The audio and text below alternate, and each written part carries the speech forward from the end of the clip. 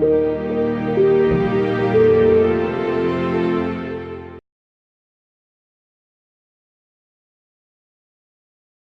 what opportunities does this give to Australia as a close American ally that doesn't, thank God, have border disputes with China? Yes. Well,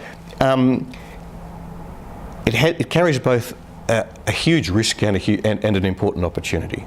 The huge risk is that Australia will follow its historical traditions and instincts and support the idea that the only option for the United States is to maintain primacy in the Western Pacific, to continue to be the dominant power.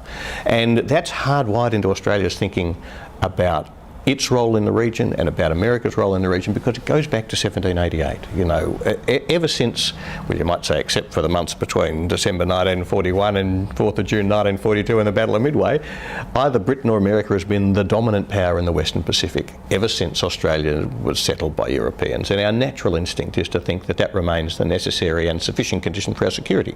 So it's very easy for Australians to assume that if America's got a choice as to whether it's going to keep dominating Asia or not, well, of course, we want it to dominate Asia. The problem is, of course, that now, if it tries to dominate Asia, in the face of resistance from a country which is as rich and in some ways as strong as America is, that draws us into a very intense strategic competition with a very powerful state, which also happens to be our biggest trading partner.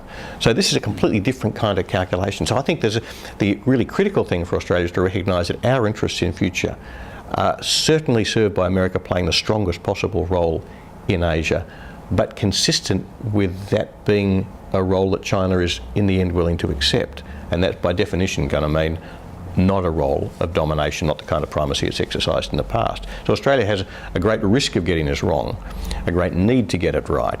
If it does get it right, I think there is a chance for Australia to play a useful role in talking to both America and China about what kind of relationship we think they ought to have, and particularly to talking to the United States about it, because we are, in the end, the Western Pacific country which is closest to America in all of those deeper, older ways, issues of history and culture and so on. And I do think that if any country in the Western Pacific can talk to America frankly about its role in Asia, it ought to be Australia. And to turn that coin over, what are we saying about this alliance which we talk so much about if we don't think we can have this conversation with America? And really a part of, the real core idea of the book is to offer an Australian voice into the American debate about these things.